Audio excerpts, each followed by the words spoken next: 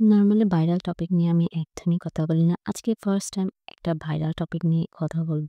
এই যে মাশাআল্লাহ আপুটার সাথে যা কিছু ঘটলো, উনার জীবনে যে অনাকাঙ্ক্ষিত ঘটনাটা ঘটেছে, সেটা আমরা সবাই নজর লেগেছে বলে যে জাস্টিফাইটা করতে চাচ্ছি, এটা কোনোভাবেই কাম্য নয়।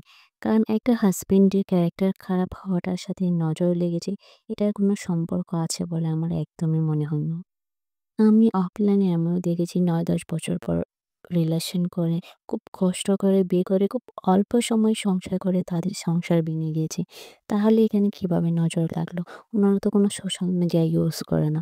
সো এখানে হচ্ছে মাশাআল্লাহ ওনার হাসব্যান্ডের ক্যারেক্টারের সমস্যা।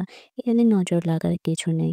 উনি পরকীয়া করেছে, উনি এত সুন্দর করে বিয়ে করার পর, এত ভালো, এত সুন্দর বউ থাকার পর, একটা ফুটফুটে বাচ্চা থাকার পরও পরক্রিয়া কিভাবে করতে পারে? সেটা উনার ক্যারেক্টারের সমস্যা। যেসব হাসব্যান্ডরা বিয়ের পর বউ, বাচ্চা, সংসার নিয়ে ভাবে তারা কখনো পরকীয়াতে আসক্ত হতে পারে না। যাদের বউ, বাচ্চার প্রতি কোনো টান থাকে না, ওদের নিয়ে ভাবে না, তারাই একমাত্র পরকীয়াতে আসক্ত হতে পারে। তারাই একমাত্র বাইরের জগতের সাথে আবার নতুনভাবে নতুন কিছু পেতে চায়।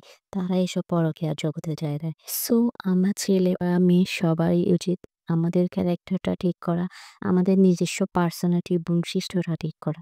তাহলে সুন্দর জীবন পাওয়া যায়।